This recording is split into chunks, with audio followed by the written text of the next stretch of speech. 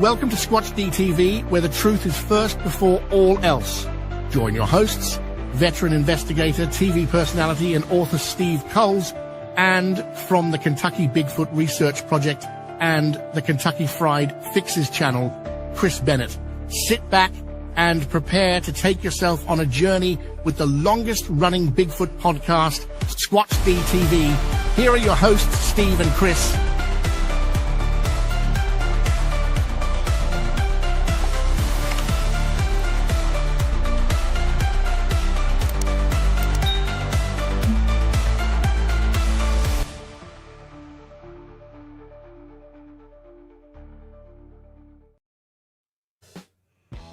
And good evening, cyberspace. Welcome to Squatch-D TV for today's date, May the 10th, 2026. I'm your host, your guide, the Squatch Detective Steve Kulls, along with my co-host, who's deaf in one ear. It's Mr. Chris Bennett. Steve, good to see you, bud. Happy Mother's Day. Yeah, happy Mother's Day, you mother beep.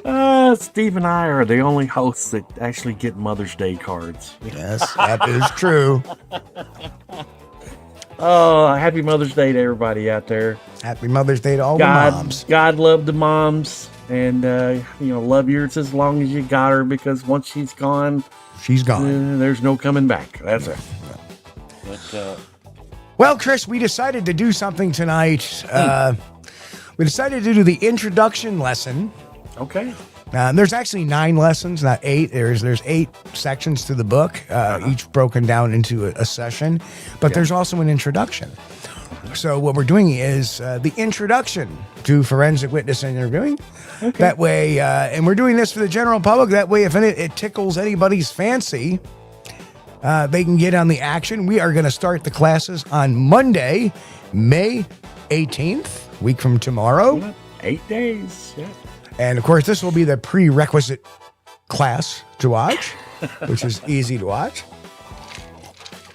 And we're gonna do We're gonna do this lesson. And there's gonna be parts we're gonna be asking for participation.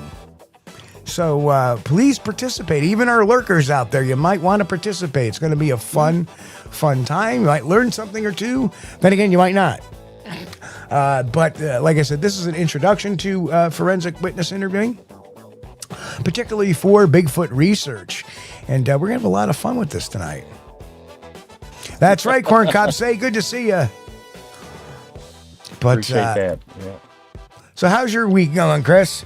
Well, it has been pretty decent. We've had some nice weather. I've not really been too hot or too cold. And, I love it when we can turn the air conditioning and the heat off at the same time. That's wonderful. That's right.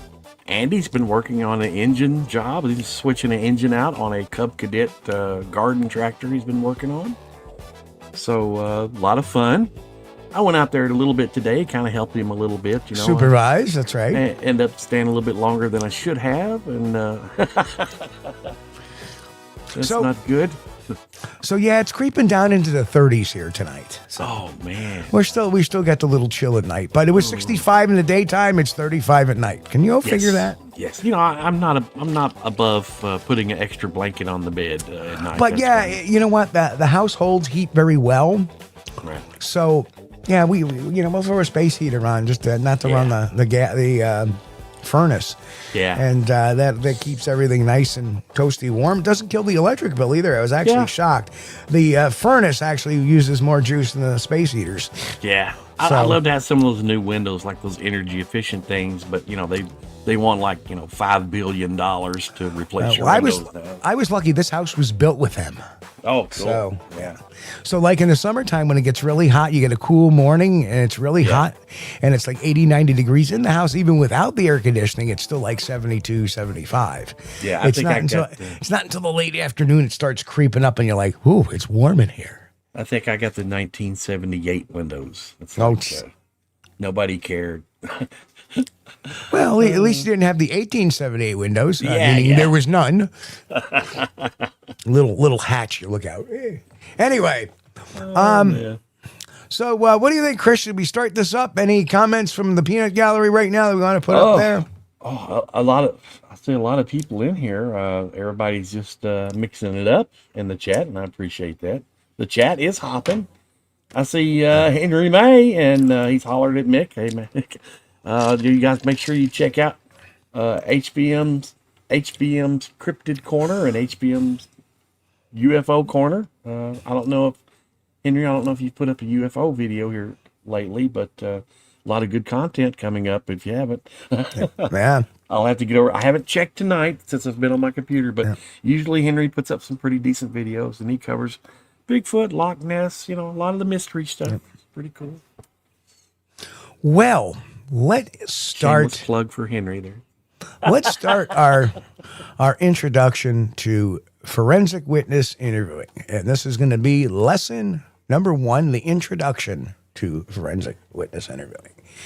And so basically the course objective here is basically we're going to give you structured forensic interviewing methods designed to protect witness testimony from contamination, which is the most important thing, suggestion, and investigator bias during Bigfoot investigations. The key principle is the goal is not to prove Bigfoot. The goal is to protect the integrity of the report. And topics we're going to cover tonight is why traditional Bigfoot interviews often fall short or often fail, memory reconstruction and contamination, neutral language discipline, free narrative interviewing, cognitive load techniques, statement analysis, sensory expansion, and bias control and documentation. And that's what the whole entire course is going to cover. Tonight, we're going to discuss a lot about, why this matters and some of the pitfalls of traditional Bigfoot interviewing if you're not trained forensically how to do it.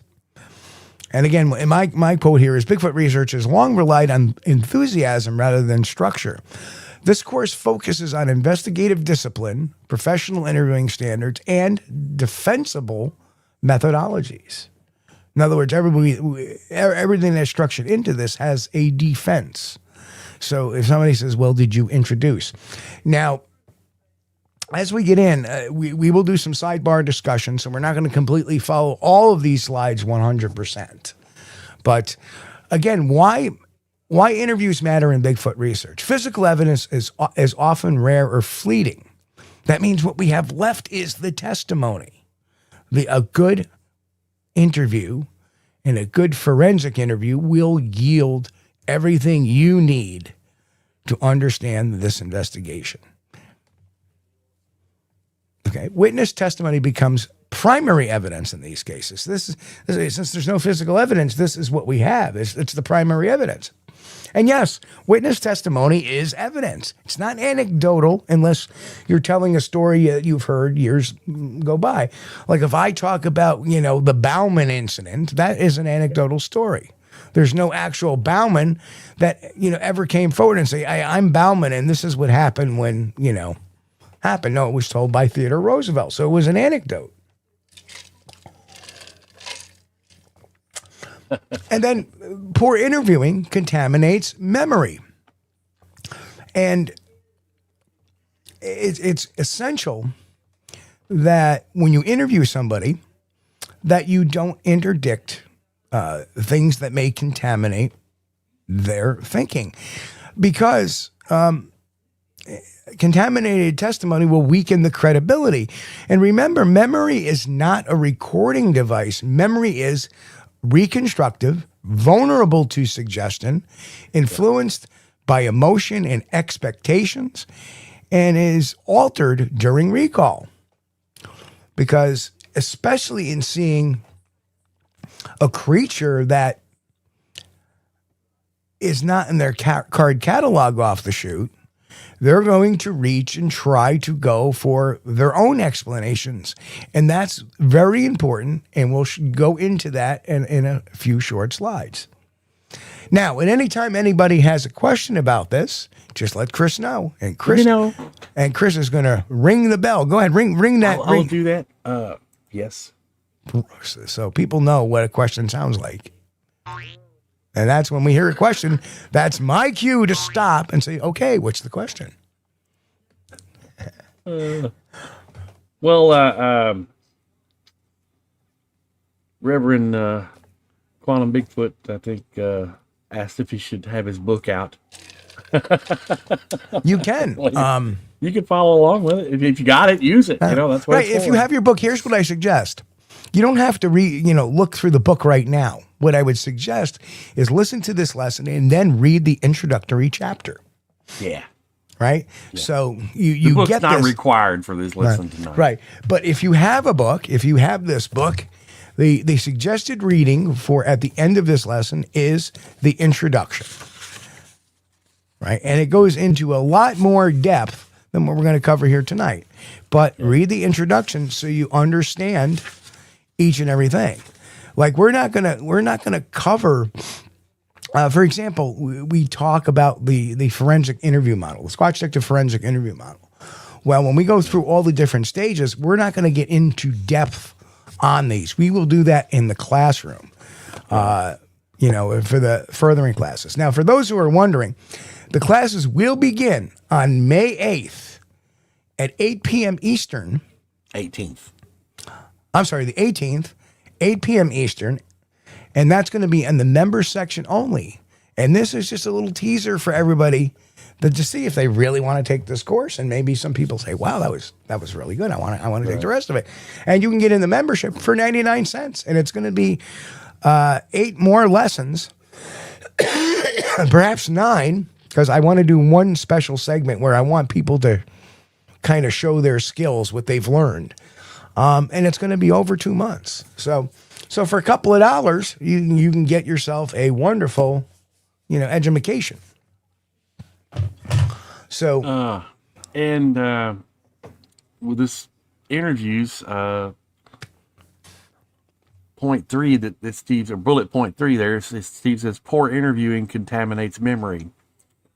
Well, there is a interview that's from. Hold it. Hold it. Wait on that. Hold it. Yep. Okay. Hold on that. Go ahead. Because we're going to break all this down a little bit as we go on. Okay. All right. So we'll give that example in a little bit. I'll put a pin in that, and we'll go circle back to it. What are you scared?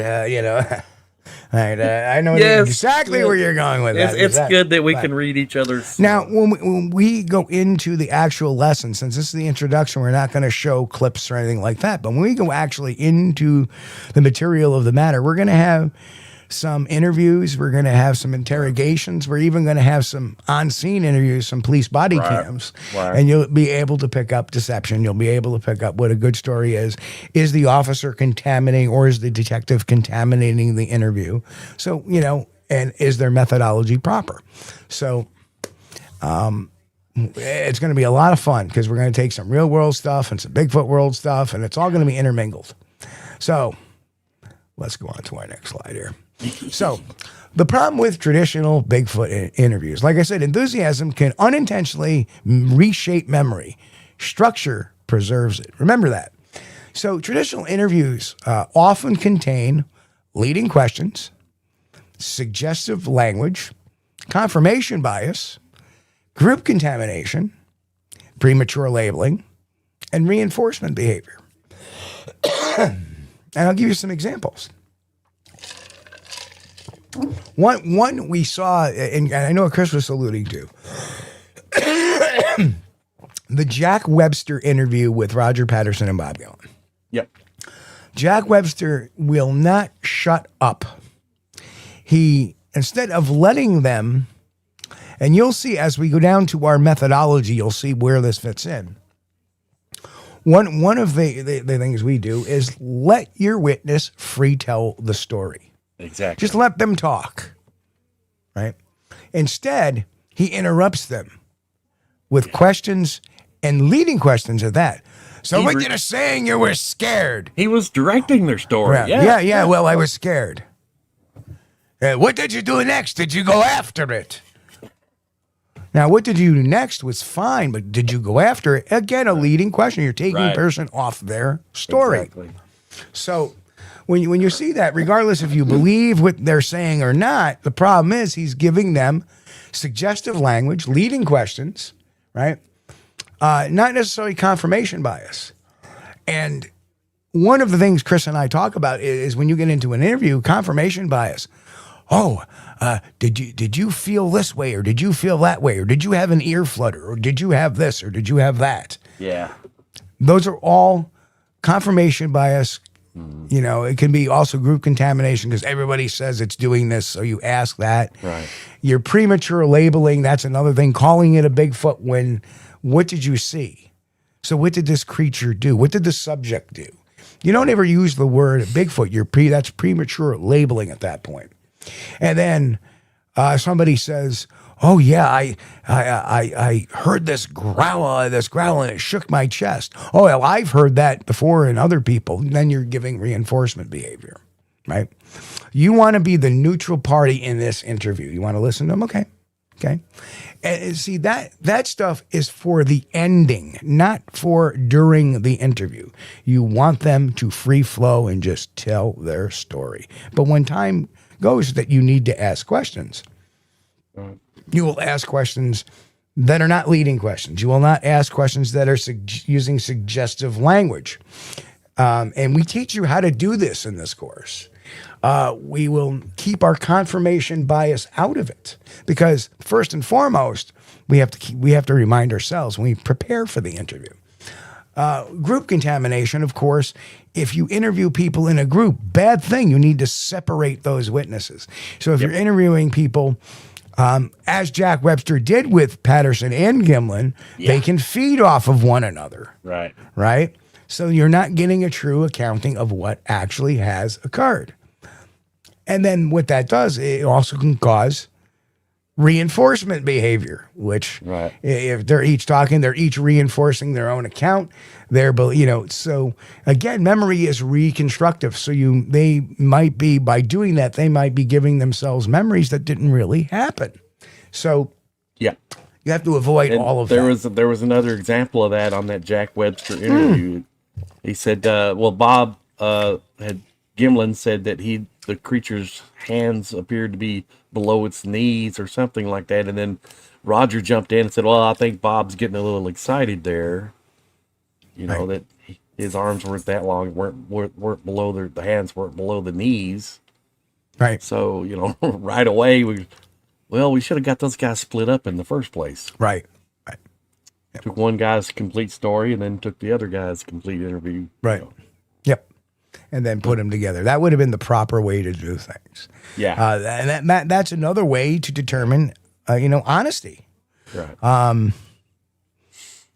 That's a big way to do that. Anyway, okay. Let's take a look at the next slide here. First of all, before I do that, before I go to the next slide, are there any questions? Does anybody have questions on any of these topics whatsoever right now? I've not seen any questions posed. I've seen a lot of good comments. I just put Jen's up there. Yep. Don't lead the witness. Yeah, that's great. And if you guys, if you want to hear that Jack Webster interview with Patterson Gimlin, it's over on Todd Prescott's channel, the Sasquatch Archive. Sasquatch Archives.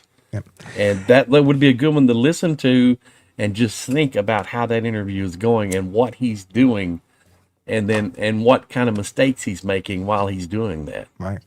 And it's kind of funny. Chris had read the book a couple of times, and then we listened to that interview together, and Chris was picking him out left and right. And, that's the whole thing. I want everybody that takes this course to be able to do that and go, I would have asked this, or I wouldn't have asked this in the wrong way. I want everybody to be creative thinkers and open thinkers. I think that's a wonderful thing, because then you can see how sometimes a narrative can get so messed up. Right. There's plenty of examples. The West Memphis 3, when they interviewed Jesse Meskelly, who ended up giving a false confession to the police because the police led him and even corrected him on some of his mistakes, to the point where at the end of it, he had this whole narrative, and they wanted to take that as a confession, a piece of direct test evidence. Right. And a murder trial. And for the most part, the jury bought it. And then years later, you have all these experts say, no, you can see where he's being misled. This kid's got an IQ in the double digits, and they're just misleading him. And how many mistakes did he make in his testimony that got corrected in this interview and then came out the way the cops wanted to hear Well, it. yeah, that's different too, though. You know, the police interview is a little bit different from the forensic Bigfoot interview. You know, we're not trying to lead someone into a confession, Right. and that's what the police are doing. And your best bet. Go ahead. But my point is, it is all the same. There is no difference in a forensic interview we do for the Bigfoot witness than you do for a capital murder case. Yeah, but they're leading. But they're not supposed to be. They do. Right. They're not supposed to be. If they had taken any type of professional interrogation course, Wicklander-Zolowski, the Reed method, there's another method over in England that I had just recently took.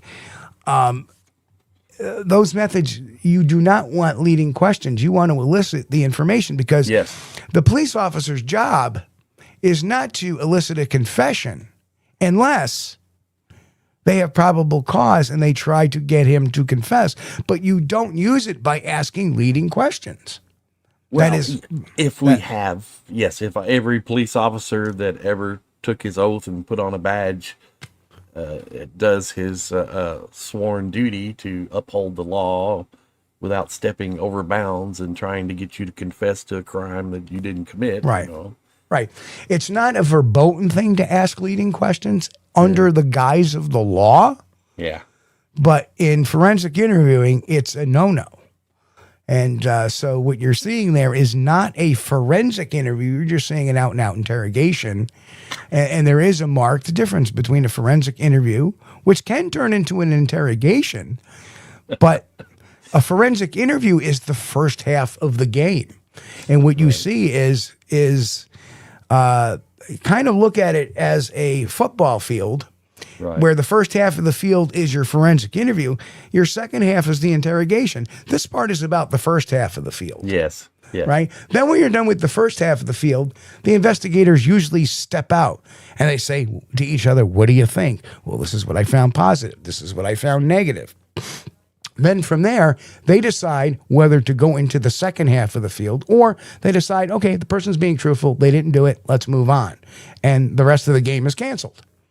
So that is the whole thing. And what we're teaching here in this course is the first half of the game because we don't want to get confrontational with Bigfoot witnesses. Remember, this is not a crime if they're lying to you. Go ahead. Jen comes up with another one here. Isn't the part of the Reed method to let there be silence so the person feels the need to fill it? The Reed method is actually spelled R-E-I-D. And yeah, there are... in both methods, even the Wicklander-Zolowski method, sometimes silence is, and we discuss that in the book. Yeah. We discuss that. Yeah. We'll be discussing that in the class as part of our methodology on things because people don't like silence. So they like filling things in. So if you just sit there, and that's the one big thing about one of the methods that we teach, and we'll be doing that. Another slide, I'll jump in when that's appropriate. But one of the things we teach is when you're listening to somebody talk, you're not saying a word, you're just letting them talk and letting them add. And that's actually not a way to find them if they're being dishonest. That's a way to elicit more information because it gets them to think even deeper. Right. But there comes a time when you need to end that, and we'll explain that in a little bit. Yeah, we're trying to pull information out of the witness, not feed them. Not feed them or beat them to death to get a confession, right? Yeah, I believe Jack Webster was probably worked for the police department at one time in his life. Yeah, just so I would have been, will you shut up and let me talk for crying out loud? Yeah, there's so many interruptions. Yeah. Okay. You guys got to listen to that. Okay. So here's a discussion question. And what do people think happens when an investigator unintentionally inserts details in a witness's memory? What do you think? Let's hear some thoughts out in the crowd there, Chris. And I'm gonna pop out my chat here real quick to take a look at what people are saying for this, because this is kind of a group thing. Like I say, we want people to. So what happens when an investigator unintentionally inserts details into a witness's memory? Go ahead. Let's fill that chat room up with some ideas. What do you think, Chris? What happens when an investigator unintentionally inserts details into a witness's memory? Well, False. he creates a story. You're going to get a false sighting report. False memories. Yeah, exactly. Yeah. Exactly. But that's not all. There's a lot more.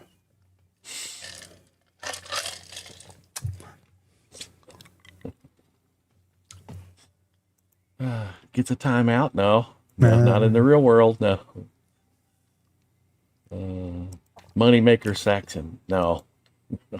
Well, Rose Brandenburg hit it. It becomes a witness's paradigm of what had occurred. Yeah. Yes. It fills them with things, and it may give them, again, you want some of the answers, I'll show you. Confused witness or have them feel the need to correct it sometimes, yes. Yeah. But then again, what it does is also gives them some reinforcement that may not be necessarily there. Right. So that is one thing that can happen, amongst others. The other thing is not only does it give them a false sense of reinforcement, but if you start asking leading questions, it may inadvertently build their confidence a bit when they don't necessarily need it. If they're BSing you, I got this guy. So now they're going to get more elaborate or remember more things. And there's ways to pick that out too. But it encourages them to be a little more creative sometimes. And you don't want that to happen. Yeah. This is about memory recall, not about trying to get them to interpret what they have seen. Right? Right. It's very important. Just the facts. I saw A, B, C, D, and E. Right. Not I saw A and I think it was doing this, and B, but I really believe it was doing that, and C. If you have a witness that starts with that, you need to shut them down, even though you like to let them talk. Yeah. Maybe sometimes it's worthy just to let them talk, but you remember you're only noting what they had seen, not what they think. It's very important. We talk about that in the documentation part of the lesson. Right. So, all right. And are you going to get into the extreme detailed memory from a 5-second sighting? Oh yeah, absolutely. Okay. Everything. Yep. All right. Next page here. So let us take a little sample question here before we do this, and I'm actually asking the question before we talk about this. So in this sample statement, observation versus interpretation. I saw Bigfoot standing near the road. What is the observation versus interpretation?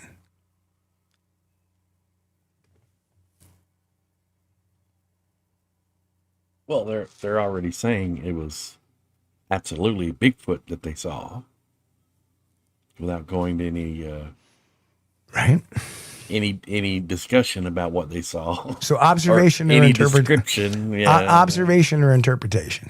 Yeah. Chris, observation or interpretation? Oh, that's an interpretation. Correct. Absolutely, yes. What's the observation? And no, Chris, observation does not equal, I understand, but observation doesn't always equal location. I saw an 8-foot tall, hairy creature standing in near the road. That would all be observational. Yes. Right? That would be observation. I saw Bigfoot standing near the road has an observation with an interpretation. Yeah. They already interpreted what they saw as Bigfoot. Right. So that's huge. And again, the interpretation here is Bigfoot. The observable data may be a large figure, upright posture, near roadway, hair-covered appearance, and approximate distance. Yeah. And those would be observable types of data. You know, it had large eyes. Its eyes were red and shining in the light reflecting back. Those are all observations. Yeah. I think it was watching me. interpretation. Right. Looked hungry. Yep. Right. So, any questions out there, folks?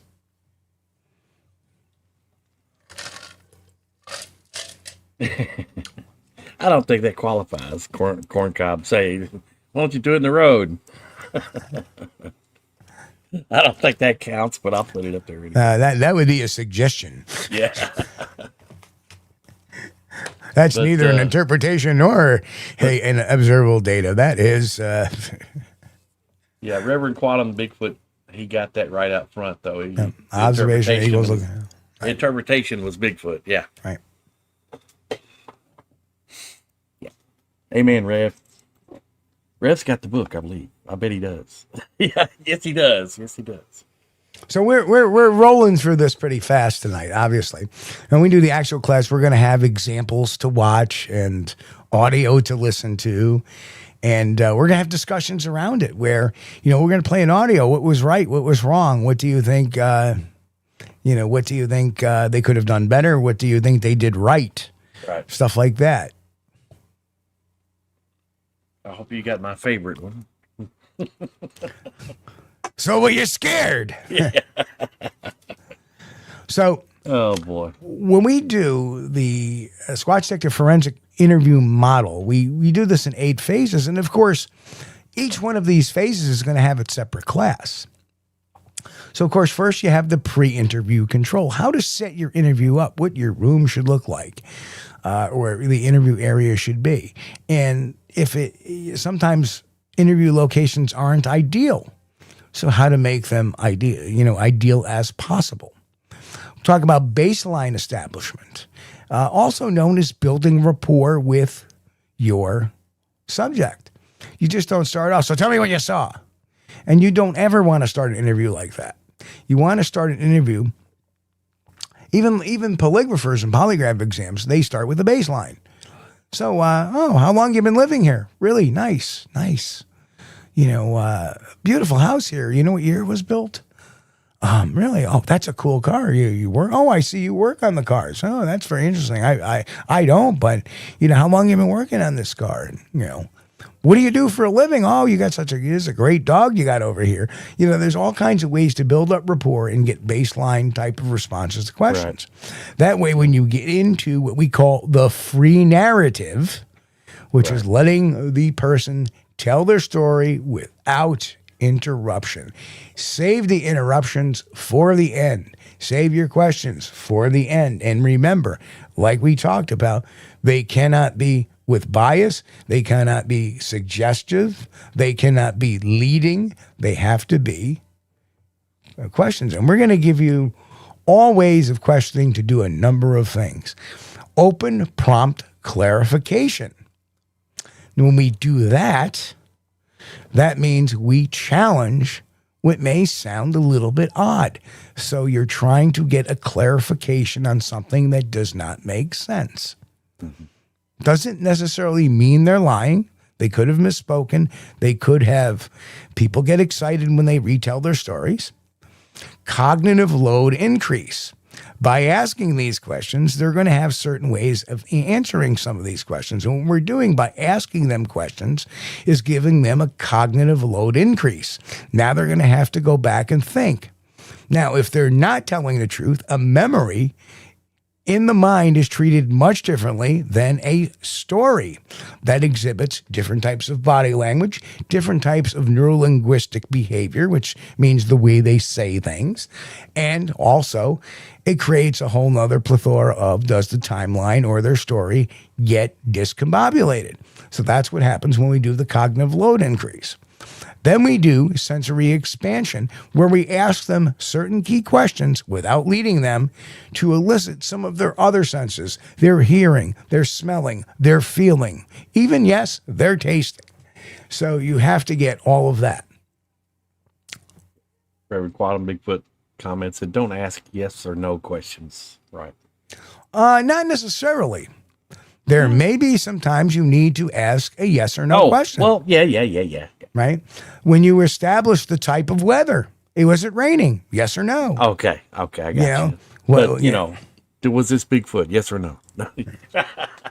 Sometimes when you do open prompt clarifications, they are yes and no questions. So what you're telling me was it wasn't raining that day. Yes. Okay. You want to verify certain pieces of information. Right. And when you also do open prompt clarification, sometimes you will ask questions. So let me get this straight. You left Cal's Steakhouse at 6:00 in the evening. Yes. Okay. Because now I'm reading back what they said in the free narrative. Confirmation. Yeah. Right. Then you traveled and you stopped off at the gas station to get gas at, Hoover's, oil, lube, and salad bar. Yes. Okay. Okay. So then you were driving home, which is in, Whitehall, New York. Yes. Okay. And during that period of time, you had seen what you described as a 8-foot tall upright being crossing the road. Yes. Okay. Those are some of the things where you're doing open prompt clarifications. Mick says, Steve, what about the good cop, bad cop techniques? Rev, wrong. Yes or no questions are not leading unless you ask them leading questions. Yeah. Right? Was it raining out is not a leading question. It's a yes or no question. No, that's true. Yeah. Yeah. Right? There's going to be some cases. Right. Yeah. But when you're talking about the creature, you don't want to ask them yes and no questions. Right. But now, if you know it was raining because you're checking the weather data before your interview, right, and you say, how long was it raining for before you saw this? That's a leading question. Yeah. And Mick was talking about the good cop, bad cop technique. You wouldn't want to do that. Not with a Bigfoot witness. But then again, in the you're talking about the initial interview. This is the initial interview. This is the interview. There are no initial interviews. And what it is the process. Again, you're doing a pre-interview control, which means you're setting your area to do the interview in, without other people involved, stuff like that. Baseline establishment, that's where you're asking. You can ask questions, you can ask leading questions in a baseline establishment. That's a really nice car you got here. Is that a 68? Because what you're doing is you're getting them to answer questions that they would not lie about or they would not fabricate. And the Rev says, or ask what was the weather like instead. Yeah, there you go. Yep. What was weather like? Absolutely. There's hundreds of ways you can answer this. But, that was just a one quick example. But when you do open, again, free narrative, you don't talk, you don't ask questions. Then in the open prompt clarification, that's when you can start asking all sorts of questions. He's got that. But, he's got it. Right. But, right. You got it. So again, you're not talking, you're not asking any questions during stage 3. You're just sitting there listening. So tell me what happened. And they're going to tell your story. And then, okay, so what time is this? Yeah. So you're going to start, if they omit the time or anything like that. What time is it? I don't know. Again, sensory expansion. Yeah. Is where we get them to, we start asking them questions, what did you feel? What did you smell? What did you do? And we're going to show you ways to, add to their story. We actually have some real examples of where somebody will tell a story and then you'll hear the investigator. So when you were doing so-and-so, did you hear anything? Not did you hear anything out of the ordinary, because then you're adding. Yeah, you got me on that one. Right. Before I read the first chapter, you got me on that. And I was like, after I read the first chapter, I'll see where you're going. Because I was going to ask, did you smell anything weird or skunky or anything? And like, no. Ask, did you smell anything? Did you smell anything? Yeah. Oh, I recall smelling something, because if you say, did you smell something skunky? Oh, yeah, I did. It was horrible. But it may be a different descriptor if you just ask them, did you smell anything? Well, I smelled something kind of musky. Yep. So, sensory statement cluster review. So there comes a point where at the end of the interview, you're going to take a look at what they said and make a determination. Were they telling you the truth or weren't they? And this is after you've said your goodbye to the witness, because we're not going to confront them. And then we're going to look at their statements and we're going to review them. and we'll see real world examples, which kind of means that whether their statements were contaminated or not, because part of that baseline establishment, which I did not mention, was after you're building up that rapport, right? You're getting that baseline. Now you're going to start asking them questions as you get deeper into it. And again, this is going to be part of the class. Questions about what their past is, what they've experienced in the past, what they've read in the past, what they've seen on TV in the past, what they believe in, right? You go into somebody's home and you notice they have 75 days worth of dry goods in their house, like they're waiting for the apocalypse. Right. That tells you something. You walk into a house that the plate looks like a hoarder. That's going to tell you something. So each of these little tells everything. As a forensic interviewer, you need to have your eyes, ears, nose, and mouth all engaged at different parts of the time. And your sense of feeling, right? So, you get in the house and it's like, God, it's like 87 degrees in this house. Why? Or you go in the house and it's really cold. Well, why? Turn on the AC, Chris. Cheap bastard. Well, maybe they have no electricity. Well, that would suck. Yeah. Yeah. Maybe they... Exactly, Danny. Don't add context to the questions. Beautiful. Yeah.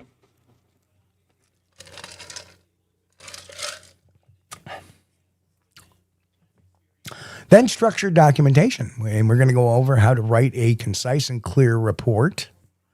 And I do that every day for work, because I'll do these simple, what we call alive and well checks, where our job is only to make sure that this old claimant that's been on workers' comp for like 35 years, and they may be in their 70s and 80s, is still alive and what they're up to and what they're doing and how their health is.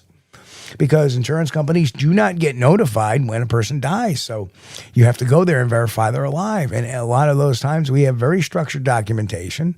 Okay, what we saw, a summary, which is what we saw when we got there, the condition of their home, the condition of their house. Are they able to take care of themselves? Are they able to do this? Are they able to do that? Do they have any caregivers? Who's their emergency contact? What medication? Are they still treating? All kinds of things. So there's a structure to every way you should do an interview summary. And the same way goes for Bigfoot research. And the reason why is you want to have your little executive summary. You want to go down and you want to have different pieces of the investigations broken up. Okay, these are my contacts. These are my emails. Okay, this was the actual interview. You attach the recording of the interview, because you should be recording your interviews, by the way. We'll get into that too as part of the course, what you need to say, what you don't need to say for that. And you should never, ever record an interview behind somebody's back, even if you have one-party consent, state consent. Just ask them, hey, is it okay if I record this? I won't use your name. It's not going to be for public. But it's really good to listen to it back and share it with perhaps another person that has done interviews before that's really good, or another researcher to get their feeling on it. That's okay. If you're like, I'm really confused on this one, say, hey, you know what? Listen to this. What do you think? Don't think as an interrogator, I haven't called my, a person that I look up to or one of my peers and say, they said this and I thought this was kind of weird. What do you think?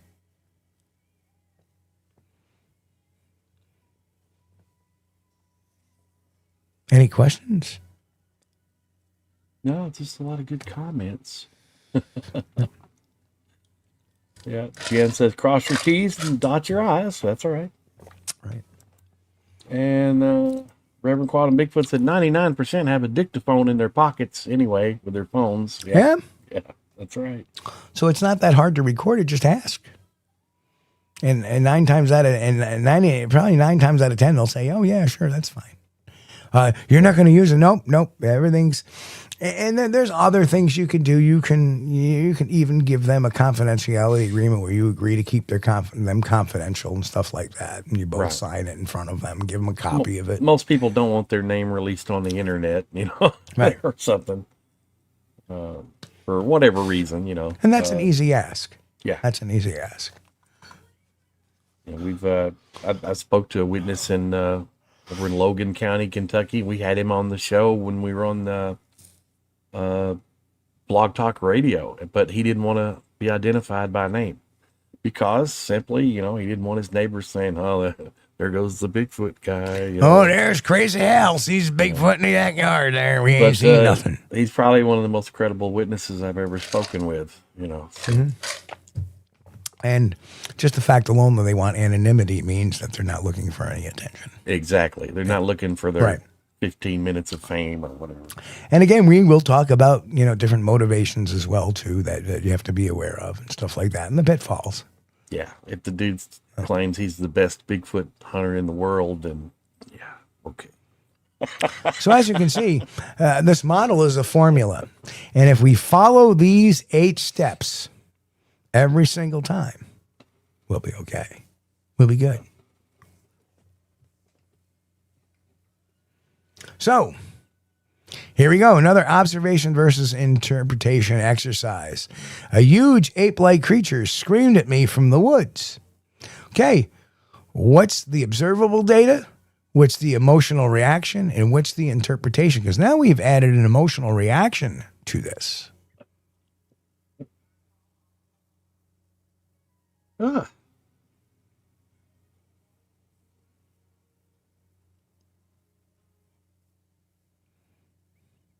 The huge ape-like creature screamed at me from the woods. Well, that would not be pleasant.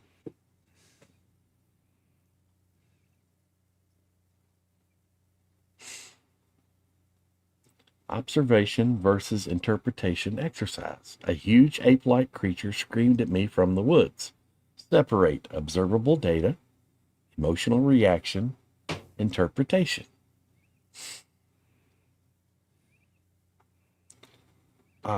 There we go. River Quantum Bigfoot says observation equals huge screamed location. You got 2 out of 3 right there. Interpretation, ape-like creature. Very good. Mm-hmm. So he got 1 off, 1 mistake. Oh, it was good. 1 mistake, though. Huge screamed location. Screamed is an emotional reaction. Yeah. Okay. Yeah, okay. Because screaming is an anthropomorphic term.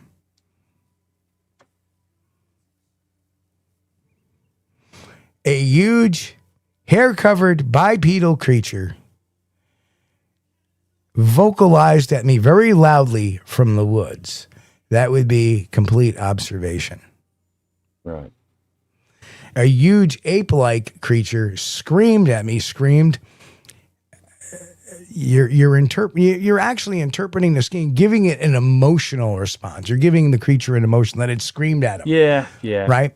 But that's kind of tricky. That's a tricky one too. It's Steve, a very tricky one. Reverend Quantum Bigfoot is right. It's still an observation, but it's also tied to an emotional reaction. So you cannot use that term because it is an emotional reaction. And I sometimes people call them screams. And that can be. But if something screamed at me, right? At me. Right. That is a reaction. If he heard something screaming in the woods, then that's an observation. But since it screamed at me, that makes it an emotional reaction. Yeah. The interpretation is the ape-like moniker. Again, we're not talking about what's the observations because, truthfully, we know Bigfoots don't 100% look like apes. Yeah, Nightwalker says, couldn't scream be an explanation of how it sounded? Yeah. But not when you put it screamed at me. Yeah. Right? Yeah. It means that it was directed towards them. So screamed might be okay. Might be okay as as observable data, but at me is an emotional reaction. Yeah. Because for all you know, now mind you, we don't know if he sees it in this particular statement. Right. But he hears this scream, and it's got to be at him. That's an emotional reaction. right? And it's Yeah. also part of the interpretation. So it's kind of a mishmash, but the only observable data is that it vocalized loudly at the woods, sounded like, again, an interpretation, that it was a scream. We don't know if it was a scream, do we? We didn't hear it, but we know it did vocalize, and it was obviously a loud vocalization. So that's the observable data. The emotional reaction was at me, and the interpretation, it was ape-like and screaming, because we don't know. I would probably interpret it, if it had happened to me personally, I would probably interpret it as that he was screaming at me if I was the only one out there. I'm not saying that. Okay, so understand that I'm not saying that what they're saying is incorrect. Right. But as a forensic witness interviewer, we have to break it down to the science. Yeah. Right? It's all about the data. Right. Yeah. And that's when you go into that portion of the program where you're doing clarifications. So what you're saying is you saw something. When you say ape-like, what do you mean? Right. Right? It's a leading question, but you can ask leading questions in your clarifications. Well, he already said ape-like, so you're asking. Right. You're asking for a clarification. Right. When you say scream, what do you mean by that? Right. When you say it was at you, how do you know that? Well, I really don't. Okay. There you go. So you don't know. Yeah. See, usually in your clarification, that's what you go, well, I don't know if it was at me, but, I thought it could have. Okay. So you can, but you see, for when you do your documentation, that's where it's important understanding the differences between these. Because when you write your documentation, the witness observed a large bipedal hair-covered creature. And at one point, it emitted a vocalization which sounded to him like a scream from the woodline. That's perfectly. You're going to say that at me. You're going to leave that out because you're not sure. You want to keep this thing concise. You want to keep this accurate. Right. Because at me is completely an emotional reaction and partly an interpretation. Well, but you have to understand the emotional reactions to people because sometimes that's how they interpret things. Yeah, Reverend Quantum Bigfoot's got a good point here. He said, I would class an emotional reaction as something the witness did, and you could seek that data too. You could ask him, how did this make you feel? Okay, but Rev, this is the science. Okay, this is not something you can argue with, unfortunately. An emotional reaction is what he is feeling inside. Yeah. Right? He obviously is feeling this emotion inside of him that this creature had screamed at him. Doesn't necessarily mean they have to physically do anything. Remember, this is forensic interviewing. It's not forensic what they did. Right? Now, they may have run, and that would be an emotional reaction. Absolutely. Yeah. Right. You could ask him. Right. But that's neither here nor there with the actual interview. It's how they interpret things. And if they interpret things like, oh, this thing was out to get me, that's an emotional reaction. Yeah. Right? Yeah, he gets it. Rev gets it. Yeah. Okay, got it. Good. And that's the reason why we have this conversation. I'm glad we can.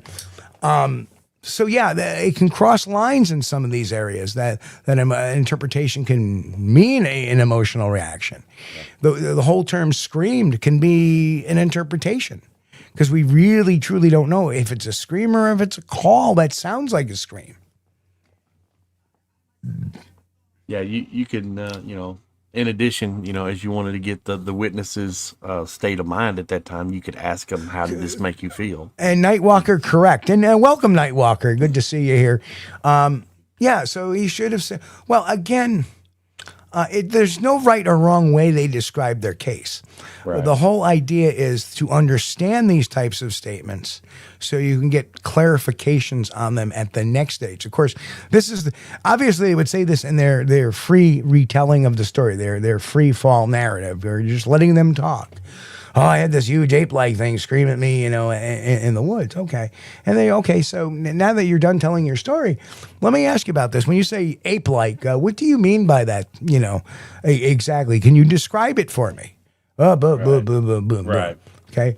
When you say it screamed at you, how do you know it was at you? Well, I didn't know it was at me, but it was loud and it came from the woods. Okay, do you know what direction it came from? No, I don't know. Or do you know what direction it was going to? I have no idea, but it was loud. And that's usually what people mean, is when they hear something really loud, it echoes around them, and they feel it could be them. And you got to understand those emotional reactions, because when you do your final report on the interview, you don't want to add those things into it, because it makes us look biased. It makes us look, now we're just stating the facts that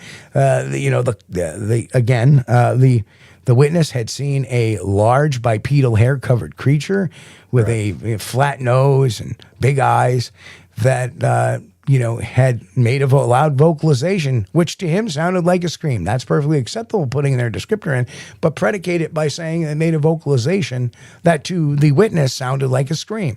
Right. At that, and you can omit that "at me" part once you get that prompt clarification. Yeah, because you're recording the scientific data, which is kind of boring. Right. Right. But once you get the facts of the situation recorded, if you want to go into it a little bit further and find out what that witness's emotional state was at that time, you could ask that question as a follow-up. I see Don wrote, or their chest vibrated. Again, that's an observable data, or a feeling data. That is part of the observable data. At least that's what they're observing. I felt this. I felt that.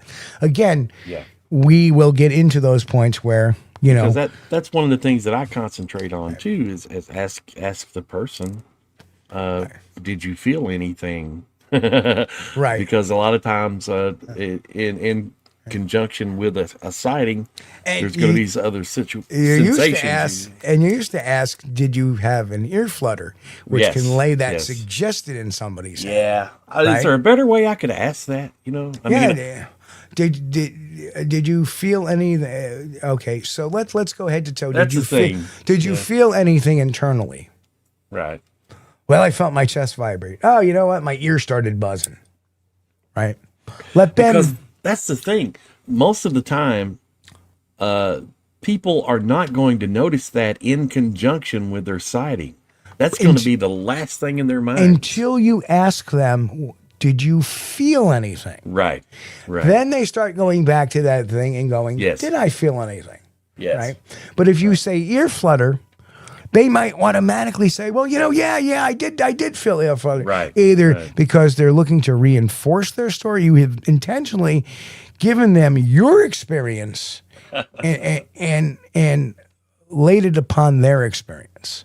So that's the thing. It's difficult to find out without giving it away.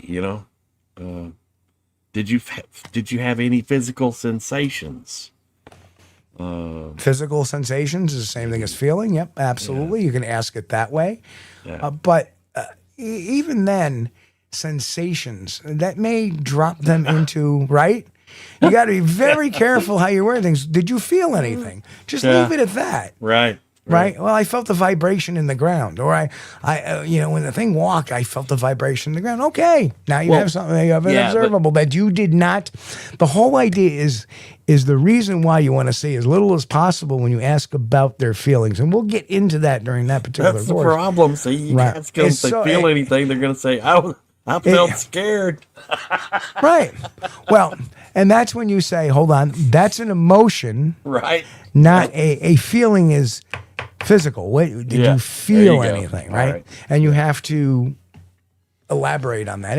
I mean, it's not like a one and done type of question. It's an open conversation. But you got to remember, when you ask the questions, it's so difficult. Did you feel anything weird? Did you feel any sensations? That's still leading that you're looking for a particular answer. Yeah. Right? Did you feel anything? No. Okay. Move on. Because if you start asking more questions, then they feel like you're fishing for something. Right. Right. And Jen said, now, if it was, I walked out my front door and it screamed, then you would feel it was at you.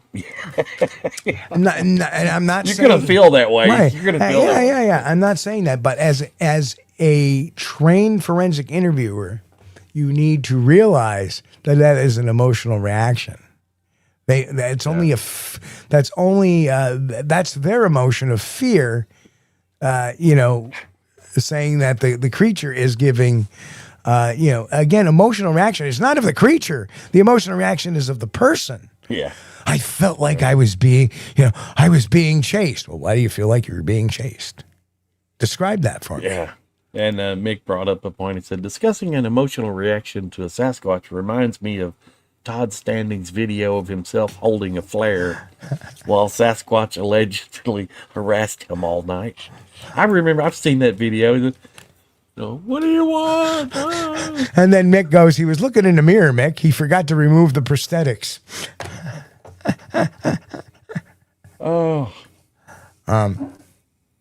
Holding a flare. Okay, yes. I remember that. Right. That was entertaining. I'll give him that. Right. A lot of my interviews, often the most memorable ones, is where you actually do the second half. Right. And the second half gets really, really interesting. And we'll do that down the road, maybe another, 6 months. And the second half is where you start asking questions like, where you start introducing conflicting stories and stuff like that, and make them clarify that. It's more of a clarification, and there's what we call a bridge to that particular thing. And usually the way we do it, and of course this is advanced, is that when you're all done and for sure they're lying, they're like, well, Tom, you seem a little nervous talking to me about this incident. And, it may be because that you're truly worried about what I may think.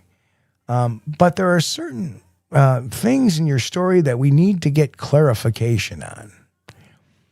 And usually that sends them down the road to things.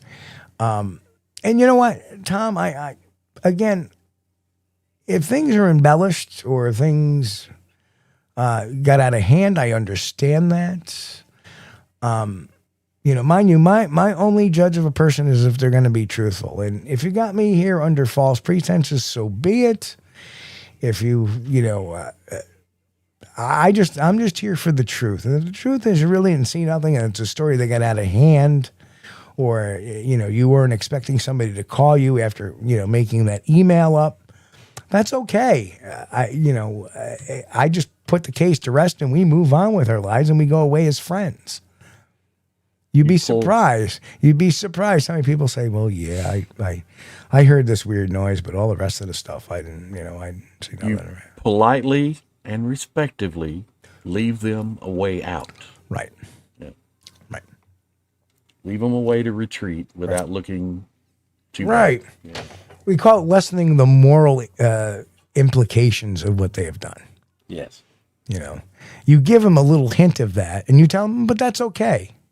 I had to take time off from work. I had to spend my own money to come out here and prepare for this. So, a lot of time of my money came out of my day, but that's okay. I just want to put if this is not a real thing or it's been embellished, I just want to put this to rest one way or the other. Right. And then you'll see their head go down. And again, that's in the more advanced classes. But, I've done that with witnesses who have taken things and there is a specific set of psychological triggers in each one of these. And the unique thing is that in my own way, since 2010, actually 2008, I have worked really hard into developing methods and reasonings why people, that was the whole purpose behind the psychology of Bigfoot, was to understand why people will lie about a Bigfoot sighting. Yeah. And most of it is psychological, the ability of wanting to belong to a community. And if you start playing on that in the second half of the pitch, right, then you'll get to the meat of the matter. But in this particular section, we're not looking at confrontation. We're looking at evaluating. And then the confrontation comes at another time if we want to go that route, or we just drop it. Yes. And then you'll run across all different types of people. Like there's the Rick Dyers out there. And I'm not saying anything ill about Rick Dyer. It's just that he's one of those people that you can back him. He'll back up to the edge of a cliff lying, and he'll go over the cliff lying because he'll never tell you the truth of the situation. And the only way you can beat those kind of people is just expose the details and the facts of their situation. Well, this body's fake. So a quick thing about Mick saying, I'll take this opportunity to point out that there was no Sasquatch sightings in which infrasound was mentioned before military use of it was declassified in 1998. Well, there was no mention of an ape man before it was discovered. The ape was discovered. The first apes were discovered in the early 1900s. Until then, it was called either a wild man or a bear man. You see, like everything else, people were experiencing things they did not necessarily know how to classify that. Yep. And I will tell you right now, Mick, with 100% certainty, and I know because of Project Forest Stalker, there is use of infrasound. Period. End of story. We have the evidence for that now. Well, I I'm had just no not idea. ready. I'm not ready to present that evidence. I had no idea about the infrasound thing until when it hit me during a sighting. Correct. And at the same time it hit my ear, Tommy, my friend's son, was standing directly in front of me, facing me. He swatted at his same ear that was facing the direction of those creatures. At the same exact time it hit me. So that's what got me to thinking, hey, wait a minute, they're doing something. I don't know what. Don't know what. But they're doing something. And, Tommy thought he had a bug in his ear, which I did too. It felt like something fluttered in my ear. Like, what the hell? It makes you want to smack at your ear. But Mick, it's not about seeing, it's about hearing. Yeah, if you get that sensation, you start looking around, especially if you got it on one side, you start looking around on that side. Right. Yeah. Again, I gave a little more about Project Forest Stalker, which is fine. That's why I try to get people to just wait and see. It's coming. It's coming. Still time. Still takes time. But anyhow, let's go to our next slide. And remember, memory is vulnerable to contamination. Interview structure protects recall. So if you maintain that structure, as we're going to go over, you got to understand that's going to protect the recall of this information. You're going to get the most accurate retelling of the story. Neutrality increases credibility. So if you write your report in a neutral type of manner, do not use the term Bigfoot. God, we learned that from Project Forest Stalker, going through some peer review, right? We use the Bigfoot, raises red flags up. We're making assumptions, right? We don't know what it is yet. Yep. Right? But it is doing something that no North American fauna can do because of its frequency, which will have some underlying infrasonic tones to it. So, documentation matters more than belief. Once you interview them, that documentation becomes the most important thing in the world. Now, I have one up on everybody. I'm a notary public. So I can take their interview, write it into a nice statement from them that is Bigfoot neutral, that gets rid of the emotion, that gets rid of the not reaction, their interpretations, and we can turn it into a living affidavit. Right. Because as a notary public, that makes me in New York State. I'm a notary public. I'm an officer of the state of New York. And when I swear somebody in, I can swear them in under the penalty of perjury. And if they sign that document under the penalty of perjury and I stamp it, that becomes a legal document. Yes. So documentation matters sometimes more than belief. And sometimes it even matters more than the story being told out of the mouth. Now you have that statement. It's the reason why I think John Green did that to some extent. But, and then again, by signing that, they swear that is true. That is true and accurate statement of their account. Correct. And professionalism only strengthens the field. The more people that embrace this, understand it, hone their craft in it, will make us sound much more intelligent, much more proactive. And this is all about the preservation of the story, not getting a contrived, overblown, over-exaggerated, embellished, reactionary, opinionated narrative. That's the most I can say. Again, integrity is not dramatic, it's deliberate. Well, it's an interesting comment from Southern Sierra Bigfoot. He said, when I saw what I saw, Danny, what's up? I should have written it down. Not sure what I remember is right. That is correct, because the longer a person lingers before an interview, and Lord knows we've seen a very famous person give a lot of interviews over the years, and there are some consistency issues with them. Well, you have to make the fair determination whether it's because it's a contrived story or it's contamination. They're listening to too many people. They're hearing groupthink. They're starting to interpret things instead of telling their story. Thank you, Rev. Thank you, Mick. Yep. They forget. Right. Then they make up a new detail to replace what they forgot. That's very true. Was it left or was it right? If a New York resident signs an affidavit about their Bigfoot encounter or about the authenticity of their Bigfoot film, and it turns out to be beyond a reasonable doubt proven that it's fake, then I can sit there and go to a court in the county in which the document was signed in and file a criminal complaint for perjury. Yep. Yes, that can happen. That's right.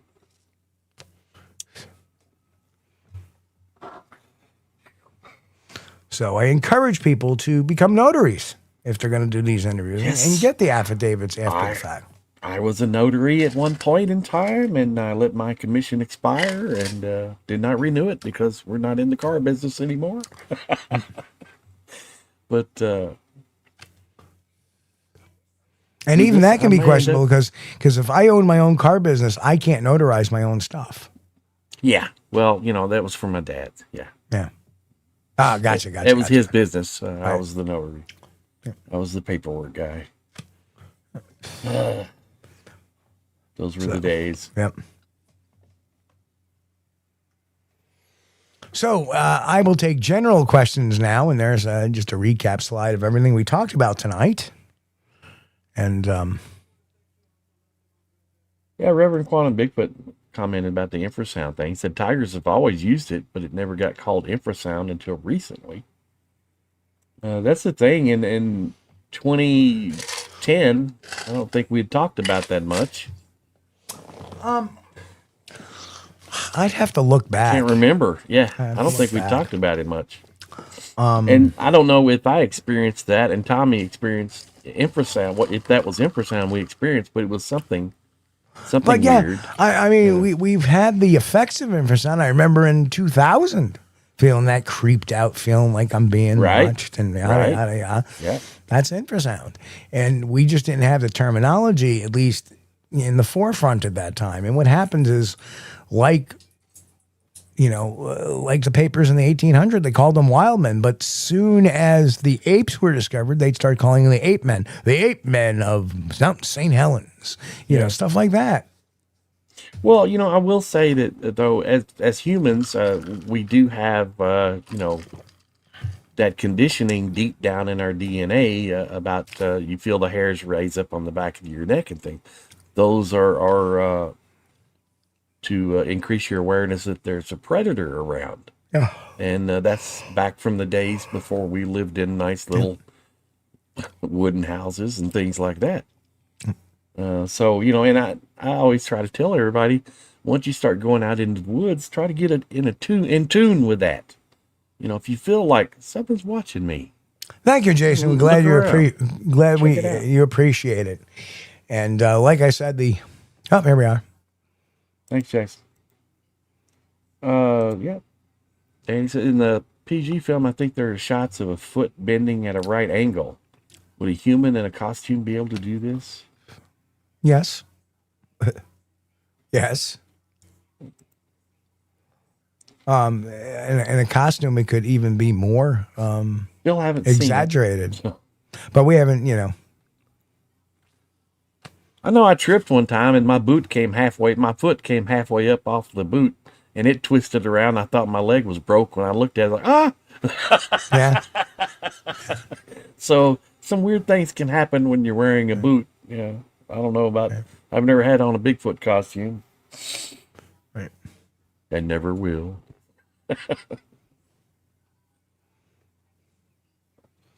Thank you, Jason. Appreciate that, man. Well, thank you. I appreciate that very much, actually. So yeah, if people want to take, and like I said, the classes upcoming will have some examples on them when needed. And again, the first lesson is going to be about setting up the scene, and I may grab some video clips and some pictures of some interrogations and some interviews over time. Bright lights. No. That's the old detective noir movie. Yeah. This is not a police interview. We're not trying to elicit a confession out of somebody. Believe it or not, look at your police interviews. They're done in very lighted rooms. They're not in dark rooms. No. Because the investigators have to read and they have to take notes. Yes. You know, but if you're ever in a situation to where you're in one of those little rooms and you're talking to a police investigator, plead the fifth. Okay. Oh no, if you have to talk to an investigator, just ask for an attorney. Say, I'm not going to speak to you unless I have an attorney. Plead the fifth. You don't. Pleading the fifth is different than asking for an attorney. Believe it or not. Yeah. Not going to answer any questions without an attorney present. See, if you plead the fifth, that may even raise suspicion more because you're saying I'm not going to self-incriminate myself. Well, yes, but exercising your constitutional rights is not evidence of anything. Right, but Miranda is not in the Fifth Amendment. Well, the Miranda rights are your fifth. They include your Fifth Amendment. No, well, they include, but no. Yeah. They cover the Fifth Amendment. Yeah. But pleading the fifth is not Miranda. Miranda is actually much more invasive. You know, you have the right to remain silent. Yeah. Anything you say may and will be used against you in a court of law. And the right to an attorney. You have a right to an attorney, which is not in the Constitution, by the way. And that's why, by not pleading the fifth and just saying, I choose the right to remain silent, and I choose to have my attorney present when being questioned. I want a lawyer. Right. That's it. Plead the fifth and say, I want a lawyer. Don't say plead the fifth. I'm telling you that as an investigator, Chris. Do not say plead the fifth, because that means you're holding back self-incrimination. No. Right? No, it doesn't. No, okay. It doesn't. No. If you invoke your constitutional rights, it's not evidence of anything other than in a court of law, but not to the investigators. And that's the point. If you want them off your ass, you do not say, I plead the fifth, because that means you're hiding something to them that may self-incriminate you. Instead, you say, I will not speak. I will choose the right to remain silent. I would like an attorney. And that leaves them scratching their head. Could they be doing it because They don't want to be trapped by us, or they don't trust us, or it leaves them guessing. But the minute you say the Fifth Amendment, that means that to an investigator, you have something incriminating on you that you're not telling us. Well, I can't use that against you in a court Right. of law. Yeah. But why put that focus on you? If I was giving somebody advice, Doesn't matter. don't say plead the Fifth. Doesn't matter. Just say, I want an attorney. That's all you need to say. Yes. Yeah, you do that in conjunction with pleading the Fifth. No, ask you for do an not attorney. say plead the Fifth. Sure you do. Do not say that, Chris. Yeah. I will. And then the investigators are going to double down on you. Yes, but thank God we live in a country to where what an investigator thinks is not evidence against you. But in many cases, as we have found out, they can railroad people, right? Instead, listen, Chris. Pleading the Fifth says I'm guilty of something. I have been in the criminal justice field for 36 years. Yeah. And my advice to the people is don't say the Fifth Amendment. Just uphold your Miranda rights. That's all you need to do. Yeah, well, Just the say, Fifth is included in the Miranda rights. It's not. You have the right to remain silent. Boom. No. Number one. Okay, hold on. That's not in the Constitution. That's not in the Fifth Amendment. Yeah, you have the right to remain silent. Yes. No, where does it say that in the Fifth Amendment? You have the right to remain silent. No, it says you have a right not to self-incriminate. Yeah. The Fifth Amendment is taken for people on the stand. So people, and I'm trying to break this down to you so you understand it. The Fifth Amendment is used when you're under oath. When you're in a police station, you're not under oath. The Fifth Amendment is irrelevant in that particular case. But Miranda... Nope. Okay, you're not understanding what I'm saying. Anytime you're under investigation, you have a right to remain silent. And that's not in the Fifth Amendment. That is the Fifth Amendment. Yeah. It is not the Fifth Amendment. If you read the Fifth Amendment, it says you have the right not to self-incriminate. That means if you're on the stand and get asked a question which could incriminate you, you have the right to not answer that. We're gonna disagree on this. Well, look it up. Miranda is completely. You do not want. I would not tell people to use the Fifth Amendment when you're talking to a cop. Use the Miranda right, because it's either way, right? They can't hold that against you in a court of law. But you do not want to skew the investigator's bias to say, if you say the Fifth Amendment, that's the right against self-incrimination. That means they're hiding something to the investigator. If you say I have the right to an attorney, it's a catchphrase. It's okay. I want to wait for an attorney. Yeah. Also ask for an attorney. The Fifth Amendment protects individuals from government overreach during legal proceedings, most notably by ensuring the right to remain silent to avoid self-incrimination, pleading the Fifth. It also prevents being tried twice for the same crime, which we're not going to worry about that. Yeah, that's double Guarantees jeopardy. fair legal procedures, due process, and requires compensation if private property is taken for public use. Okay.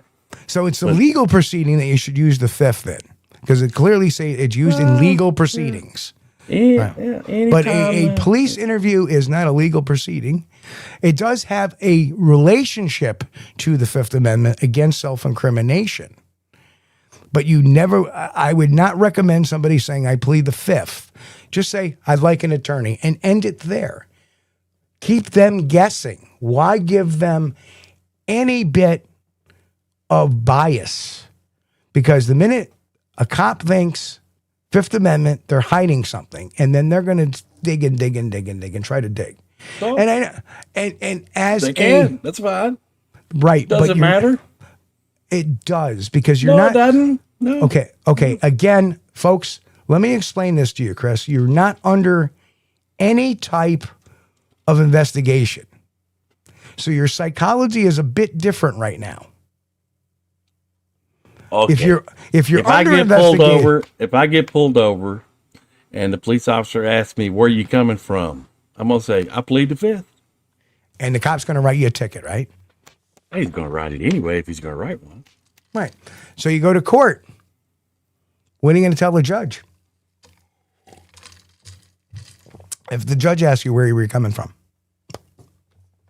Oh, I'll probably tell the judge. Right. But I don't have to. No. Don't have to. Plead the fifth. And you're going to be found guilty. No. No, invoking your constitutional rights is not evidence of anything against you, Steve. I'm sorry. You have to look it up, bud. I understand that. I get that. Police officers may think you are the biggest criminal in the world because of that. You're talking about a traffic ticket. Anything. All right. Don't matter. And pleading the fifth in that particular question, yeah, you've probably got pulled over for speeding. You're guilty of that crime, so you plead the fifth. That's fine. Yeah. But I'm saying if you're innocent, you do not want to rely on the Fifth Amendment. You just say, I want an attorney. Sure. You always ask for an attorney after you plead the fifth. That's right. You don't have to plead the fifth. All you have to say is, I want an attorney, and the interview by the police officer is terminated. Exactly. That's right. Right? Yeah, they can't ask you another question So without an attorney. don't give any fuel to the fire by saying, I plead the fifth, which is self-incrimination. And the first thing a cop will go was, they're hiding something. Well, they can think that. That's fine. They can think that, and they can also dig even more and keep you as the main suspect. They can't use that in court as evidence against you. Absolutely not. Absolutely not. But do you want them on your ass? Don't care. I'm not gonna be afraid of using Chris, my constitutional rights just so they're happy. No. Okay, no. But you're not losing your constitutional right when you claim Miranda rights. Yeah, well, one of your Miranda rights is the right to remain silent. That's the Fifth Amendment. Steve? Right, but don't say the Fifth Amendment, because it says right there the Fifth Amendment is used in legal proceedings. It is used when you're under oath in court. It is used if you're in a civil trial over a crime. Right. You can use that to avoid answering a question. The reason why O.J. Simpson could not plead the Fifth Amendment in his civil trial was because he was already found not guilty in his criminal trial. Yeah. Right? It's used. The Fifth Amendment is used in a legal proceeding. I'm just telling you. Well, civil and criminal is a little bit different. You got to understand, Chris. I am not saying a person does not have the right to remain silent. I am not saying the person does not have a right to an attorney. What I'm saying is, do not use that legalese with the police department. Well, that Fifth Amendment is your right to remain silent, Steve. In a legal proceeding. In a legal proceeding. In an investigation as well. Yeah.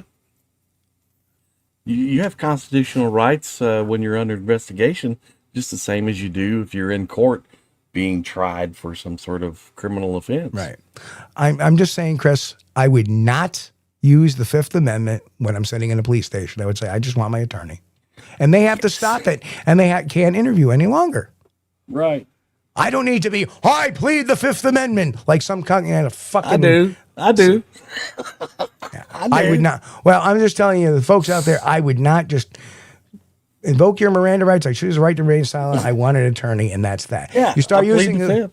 I remain silent. I want an attorney. That's it. The Fifth Amendment doesn't guarantee you an attorney. No, it doesn't, but it guarantees me the right to remain silent. But what you don't understand is this. In a police interrogation, you can plead the Fifth, right? Sure. But that interrogation can continue. Did you know that? Well, it's going to be a one-sided interrogation. I understand. Have to stop. Yeah, it won't stop until you ask for an attorney to be present. Exactly. Correct. So just ask for an attorney, and then ends everything right there. And it doesn't tip anybody's hat or skew anybody's thoughts. That's all I'm saying. That's why I give that advice. Just ask for an attorney. Don't get over dramatic. Don't because you're saying that like you're an innocent person being. Yes, but see, here's the question. Here's the thing you got to consider. If they ask you a question and you didn't answer, you had a long pause, and then you said, "I want an attorney." Right. and you did not plead the fifth, you did not invoke your right to remain silent, they can use that long pause against you in a court of law. No, actually, in actuality, they cannot use anything after that question's been asked. They Well, can't. up until the point you ask for an attorney. Yes, they can. I'm sorry, Steve, but they it's true. can't. They can't use. Wrong. Anything previous. No, I'm not to that, wrong. No, I'm not. No. Hold on. No. Hold on. You are wrong. If I ask a question, Jim, where were you on Tuesday? Well, I was at the barber shop. What were you doing at the barber shop? Right? And he says, I want an attorney. Well, that question wasn't answered, so I can't use that against you. No matter how long that pause was. Right. Right? I can't use that question against you because when that question was asked, an attorney was invoked. Yes. Right. The smart thing would be to say, and the reason why people eventually will ask for an attorney is because they realize they're trying to find out why the investigators are questioning them. And when they realize that they are the suspect, right, that's when they usually get an attorney. Now, the great thing is I'm not speaking to anybody until I have an attorney with me. Okay, sir, that's the end of that. Yeah, but here's the thing. If they say, where were you on Tuesday night? And then you don't answer, you have a long pause, and then you say, I want an attorney. Okay, they have to end the interview right there. Right. Now, the pause you gave them before you asked for an attorney is admissible in court as evidence against you. No, it's not. Absolutely not. That question has been asked and you invoked your right to an attorney. It does not matter how long the question is. The interview was terminated. Done. After the pause. Doesn't matter. It does not. It cannot be used against you. That question was asked and they asked for an attorney. Simple as that. It would get thrown out. In fact, that whole interview, up until that question being asked, would get thrown out. They cannot pass judgment on it. They cannot use that against you. In fact, most times when you ask for an attorney, they don't even use the interview as part of the trial unless there is something you said that really is off the kilter and you're starting to lose, and then you ask for an attorney. But the pause will be moot. Trust me, I've worked. Can a pause be pause be used against you in court? No. Answer: yes. No. It A cannot. pause or silence can be used against you in court, Nope. particularly if it's interpreted as evasive. So show me during one testimony. example where a pause was used, because you know what that person could turn around and say on cross-examination? Why did you pause? I was contemplating whether I needed an attorney or not. Yeah. Let me finish it. Can I finish up? Mm-hmm. Yes, a pause or silence can be used against you in court, particularly if it's interpreted as evasiveness during testimony. Right. Or let me finish. Mm-hmm. If you fail to explicitly invoke your Fifth Amendment rights, according to Salinas versus Texas. Look it up. I'm sorry, Steve, but I'm right. Salinas versus Texas. But yes. but again, what did he not do? Invoke his Fifth Amendment rights. Right. Exactly. Right. He did not. They used that being, pause. Right. They used right, that pause. But when you turn around and ask for an attorney after a question's been asked, pause or no pause, it's over. Right. It would not be used. It would not be used in court, because the defense to that would be, I was just contemplating whether or not I needed an attorney or not, and I decided at that point maybe I should get an attorney. There is enough reasonable doubt after that question has been asked that it would not be brought up in court. That's the exact reason why I bring like Mr. But in that particular case, he never invoked his Fifth Amendment right. That had nothing to do with a pause and then asking for an attorney. That had to do with a pause in evasiveness where he didn't invoke his Fifth Amendment rights. So that case study is not like an apple for apple type of thing. Well, until you invoke your right to remain silent, they can use a pause or your failure to answer a question against you. Very true. I did not say that. I didn't say that. What I said is they can't use that they can't use that question if you turn around and say, I need an attorney. That question becomes automatically stricken because I asked that question and then they asked for an attorney. They can't say, oh, well, there was a long pause and then he asked for an attorney, because that would be moot, because he could, like I said, the easiest defense, well, he was trying to figure out and he decided he needed an attorney. Matlock. Oh, well, we have the rights in the United States. Absolutely. And, I encourage everybody to use those rights because that's what they're for. Well, exactly. And you know what? Flex your rights. I don't like using the words Fifth Amendment unless you're on the stand, because that's more of a procedural thing. Like I say, you don't want to skew the investigators, and that's my only point is you can say that. You can say I want my Fifth Amendment rights. They're going to be angry. They're going to think something you're being evasive or you're saying something incriminating, right? That's what I want people to avoid. Just say, hey, I want an attorney. That ends everything. You've invoked your Fifth Amendment rights without using the word the Fifth Amendment, and you can do that. And Miranda proves that. That's all I'm saying. I would never tell anybody. I would just say you want an attorney. It shuts the whole thing down. Absolutely. Don't be afraid to use your rights. Right. I'm not saying that. Believe me, I'm not. The terminology, because of the minute people think Fifth Amendment, self-incrimination, right against self-incrimination, what's a cop going to think? Oh, he's got something that's incriminating. Right. He's probably hiding something. Right. It doesn't matter. And I'm just saying, you may not care, but I certainly don't want to be investigated any deeper. If I'm accused of something I did not do. Right. Hey, I just want an attorney. I'll let my attorney deal with this mess, and that'll be that. Sure. Right? Well, then they're going to say, he's guilty of something because he's lawyered up. Maybe. And either way, you're not going to make them happy. Either way. Right. Yeah. But it's a little more passive than saying, I plead the Fifth. Like, now you're being aggressive. No, that's it. No. It's still it, but. Right. When you get to be an old cantankerous cuss, and you don't want to fool with these young kids pulling you over for a taillight out. Oh, I get you. You get to where you say, well, where are you coming from? Where are you headed to? Have you had anything to drink tonight? Stuff like. I plead the Fifth. Well, you know why they're asking those questions. Am I free to leave? Yeah. Yeah, you know why you're asking those questions? They want to find out. Is he coming from a bar? Has he had any alcohol? Well, it may not even be. It may not necessarily even be from a bar, but they're looking for responses that you can speak, and he's just saying, "Hey, where are you coming from?" Right? Okay, is he slurring his speech? Yeah, that's the main reason why. They're building a case against you right there, yeah. Right. But I seen some real slick cops come out and go, hey, it's a real nice car you got here. Wait, what do you got under the hood? Oh, I got a 340 under the hood. Sure, yeah. We could talk about that all night. Right. But where I'm coming from, no, not interested in that.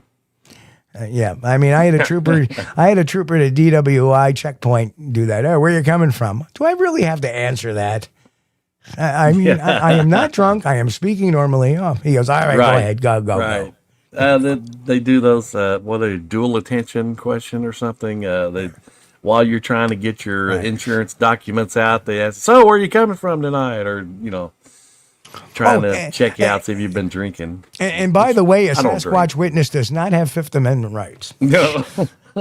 If they plead the Fifth, it's time to end the interview. Yeah, definitely. And they're guilty. They're guilty. It's done. Well, this has been fun. Yeah. This has been the most heated debate we've ever had, I think. But it's a little technical wrangle. I just wouldn't tell people to say the Fifth Amendment because it just. Oh, I will. Absolutely. Well, you're a dick like that, though. Yeah. I will. I mean, good God. I can be a dick, but geez. Poor bastard's only doing his job.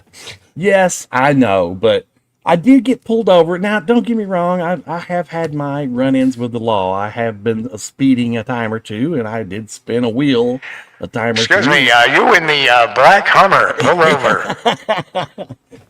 So, I have had a few speeding tickets, and I got pulled over. I was running 68 and a 55. And, the deal was I was late for work. I was going into work in second shift, and I messed around at the house a little bit too long, so I needed to make up a little extra time. Foreman to the floor. Where the hell is Bennett? So, so the state policeman pulled me over, and he walked up and he said, "Where are you headed today in such a hurry, Mr. Bennett?" And I said, "Well, if I tell you, are you going to cut me a little break on this ticket?" And he laughed. He said, "No." I said, "Well, it's none of your damn business then, is it?" Yes. I'm already getting the ticket. It's none of his business where I'm headed to. Yeah, but you might have got a ticket for a taillight, not for a speeding violation. He knew. I knew. But of course, I didn't say, "Oh, I'm sorry, I was speeding." No. None of that. If I'm speeding and they pull me over, a lot of times I'll throw my hands up when they come up to the window and I say, "You got me." You got me. Because I know, if you're running 72 and a 55, you know what you did. But now, if they come up and they ask you, "Do you know why I pulled you over?" "Well, no, officer." But if they just walk up and say, "Yep, you're going a little fast back there. Yep, you got me. Yeah, there's all kinds of little pullover tricks and stuff like that. Oh, man. And, well, that's the thing. Before we segue to the, the biggest fuck up people say on sobriety tests is when they ask them to stand on one leg. I can't even do that when I'm sober. Oh, God, no. Nah, you just fucked yourself. Pardon my French. Oh, man. It's not, of course, I haven't been pulled over in a long time. But, when I do, it's going to be, I probably went over the speed limit a little bit. As long as you're not doing something outrageous, usually they don't care. Right. Old Crisco don't drink and drive and, hardly ever drink. So we might drink some homemade wine. I do not drink. No. Oh, here's a funny story. A Bigfoot story. Drink and drive. Go ahead. So Henry May, if he's still out there, wrote a lovely, lovely review of my book, Forensic Interviewing for the Bigfoot Witness. Yeah. And Todd Gatewood decided to comment on it,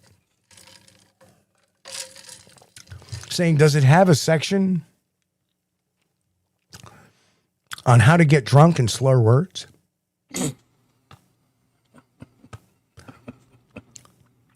So I replied to it, "I thought you wrote that book." Because fucker don't even know me. Oh. He doesn't know I don't drink when I'm out normally unless I have a hotel room and I'm at the facility, and right. I don't walking, right? I don't really drink that much because I'm a diabetic. And if I drink too much the next day, I am fucked, pardon my French, because it screws up. Not only do I have a hangover, but it also screws up my blood sugar for a while. So, fuck you, Todd Gatewood. Jen said, "A friend of mine got pulled over. They said, 'Where are you coming from?' You said, 'Back there.'" Yeah, that's true. Yeah. Oh, man. But yeah, that's it. Yeah. Sometimes you get pulled over for nonsense. They just check. Exactly. Yeah, they're just trying to do. They're doing their DWI runs. Oh, you got a tail light out. Right. There. Oh, maybe. Hey, there's a guy. Maybe we can get him. He looks like he. I got pulled over once because I dropped something and I went to pick it up. My car went over the line a little bit. Trooper pulled me over. Yeah. He came walking up. He had a partner. They came walking up both sides. I rolled both windows down. They're like, "Hey, you okay?" "Yeah, I dropped something." Jesus Christ. And this car's alignment's a little bit off too. And like, "Okay, we just wanted to make sure you weren't drinking. Okay, have a good night." Yeah. Well, nothing to it. In and out. That's the nice thing. I mean, if you're not really, flouting the law, you don't have to worry about the police. Okay. No. they're no problem, and you don't have to be a jerk to them unless you just want to. Right. But, try to be polite if you invoke your rights. Try to be polite about it. But I just don't like, giving a life story. Where you coming from? Where you headed to? What time did you get off work? Where do you work at? And what's your best friend's name? And where's he at? This is just, write the ticket and let me get on with my night. Unless you're like, what's his name? Slapchop guy. Who's that in the car with you? We know her for doing tricks. Uh-oh. Where are you coming from? Wouldn't you like to know? Oh, that would be terrible. Oh, wow. Yeah, Rev.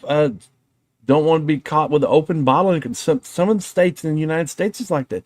You cannot have an open container. Well, alcoholic beverage. New York State can't open container law. I think it may be that way in Kentucky too. I'm not certain, but I believe the funny that's thing right. is, I knew in Louisiana you could, as long as you weren't driving, you could be if you were sitting in the passenger seat drinking a beer, that was perfectly acceptable. Yeah.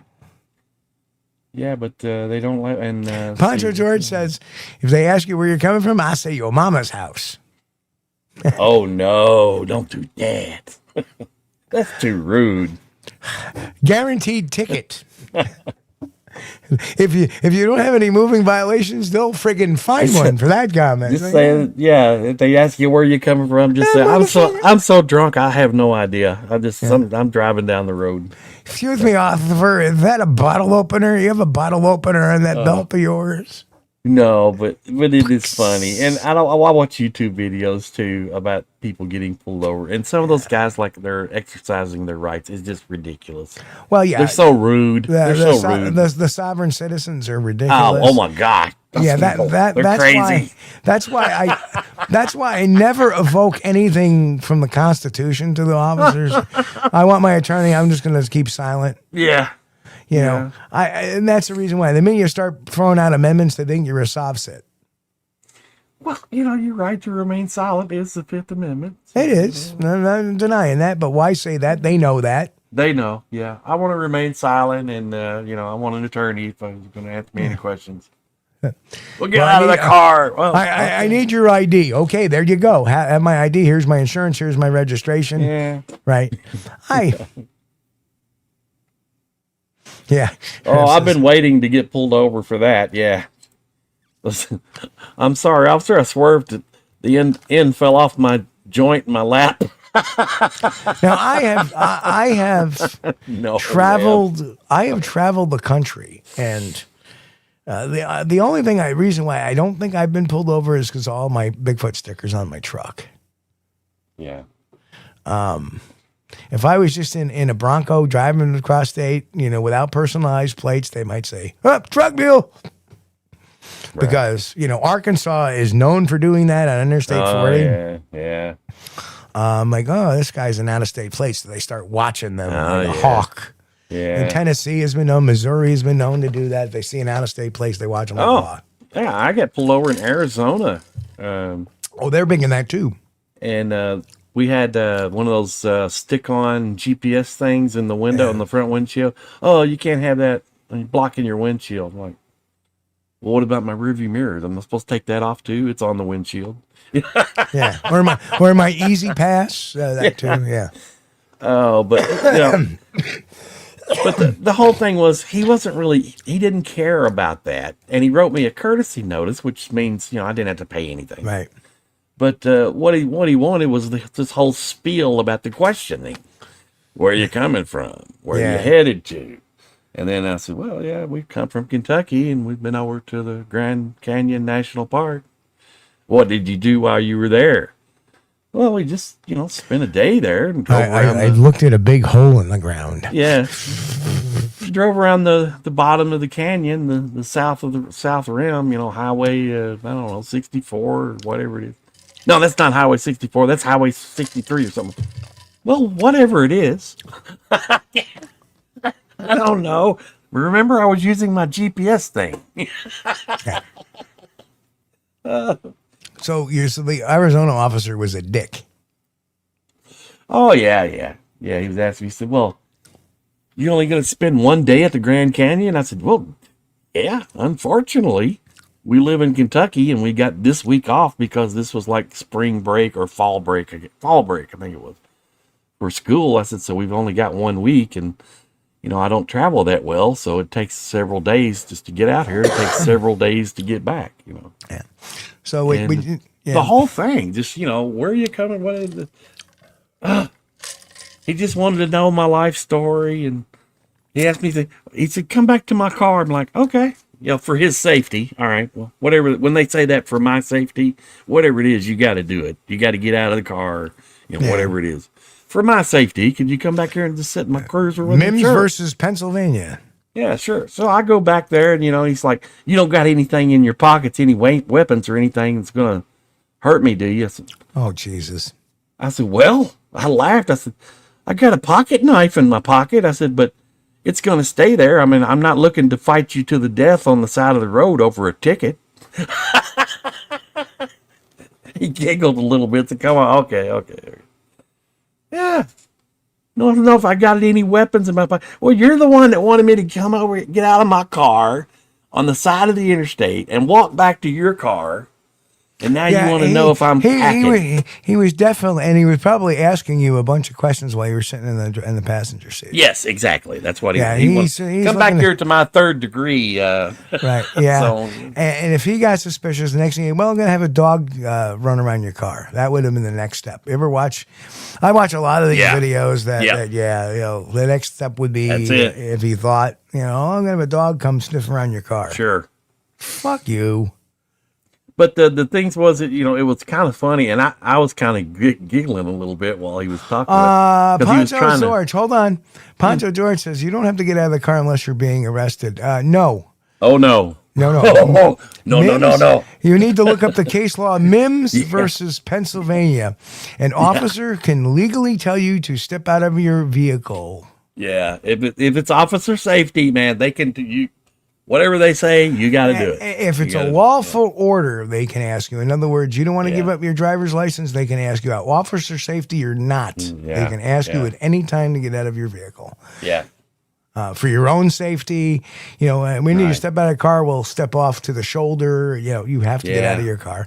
Otherwise, they will remove you from your car and arrest you for obstruction of justice. And they'll get away with it. They'll get away because when they get to court, they'll just say, well, Judge, there was an officer safety issue. And the judge is going to say, well, yeah, okay. And the law is Mims versus Mims versus Pennsylvania.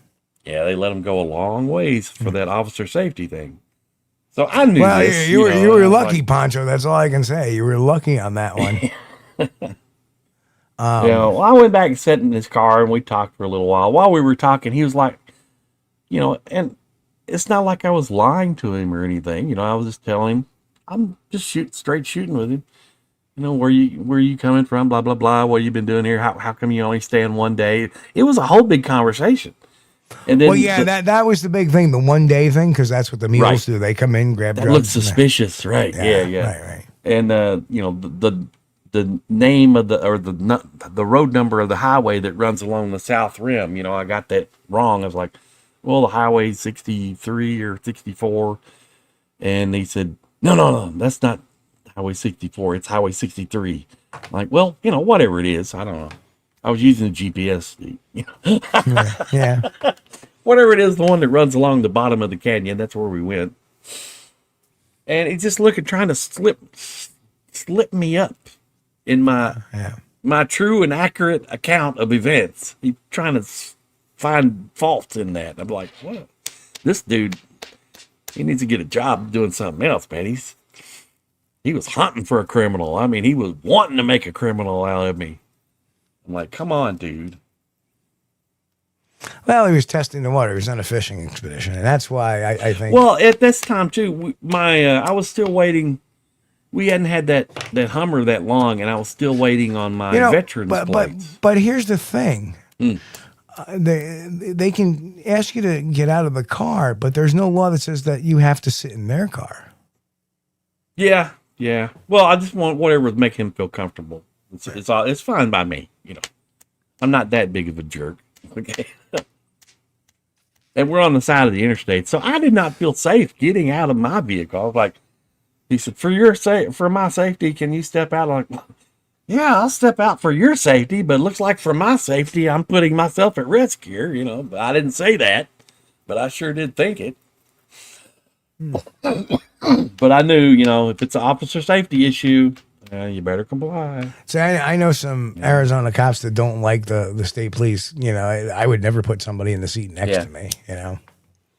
Why would you do that? Well, one of the things I couldn't figure out, I was thinking maybe it was because Sandy, who, you know, my wife is Asian, and she kind of looks Mexican from a distance because she's got that long black hair, you know. Yeah. And I was kind of thinking, well, since this is Arizona and they were cracking down on immigration, maybe he thought that, you know, she was illegal. No, he thought you were a drug mule, is what he thought. Probably. Probably. You're got Kentucky plates, you're there for a day. One day. Yeah, one day. That's a huge flag. Yeah. Mostly people mostly people who vacation are there for, you know. They go there for a week. They go there for several days or a week. But see, the thing was I had 1 week to get out there from Kentucky and get back. And I can only go like, you know, 300 miles a day or so, you know. Yeah. Yeah. So it takes me a while to do some traveling. And, oh, my God, I was miserable. I had to walk with my cane. Well, looked like an old derelict, you know, cripple. But I did get to take Andy and the wife out there, and they got to see the Grand Canyon. And it was some good memories. Worth the pain, in other words. Nice. Yeah. All right, brother. Guess what time it is? Well, it is that time. Oh my goodness, this has went by quick. Well, thanks, Steve, for the lesson 1 introduction. We appreciated that, and thanks to everybody out there, you guys over in chat. Appreciate you hanging out with us on Sunday nights and Wednesday and Fridays too. When you make it, thank you. And this is only possible. I want to remind each and every one of you, this is only possible because of you. And Steve and I both know we've got the greatest audience that we could ever hope to have. Thank you so much for your support. If you would like to support the channel, maybe, you know, consider subscribing. Smash the like button. Leave a comment. It all helps. Check out the merchandise. Steve's got a lot of nice books over there, including the one for this lesson plan. Yes. Forensic Witness Interviewing. Let me back it up a little bit. But all those links are available down in the description and at Squatchdetective.com. Yeah. And, tired. And remember, yes, if you can't read, buy a shirt. So, thanks again, everybody. We appreciate you, and we'll see you next time. Hey, folks, it's been a lot of fun expending some of this material to you guys. Like I said, May 18th, we are going to be doing full court press on the forensic interviewing class. And like I said, we do have the greatest audience. We love you all, whether you plead the Fifth Amendment in front of the cops or ask for an attorney. It don't matter, as long as you do it. Anyway, until Wednesday night, we'll be back Wednesday night, 9 p.m. Eastern. We got a little story to uncover about another hoaxy Bigfoot story going around Facebook again. All I can say is wow. Second time we've broken a story like this before. But folks, on behalf of me and Chris, everybody have a great week. We'll see you on Hump Day. Until then, stay safe, be healthy, be happy, God bless, and of course, keep on squatching. We'll see you Wednesday night, 9 p.m. Eastern. We thank you for being here with us on Squatch-D TV. If you haven't taken the time yet, please hit that like button and subscribe to the channel. And oh yes, hit that notification bell too. We don't want you to miss anything. If you really like our content, you should consider becoming a member, and it's really inexpensive and a great way to support not only the show, but honest Bigfoot research. Everyone have a great week. Be safe and God bless. We will see you all here next time on Squatch-D TV. Keep on squatching.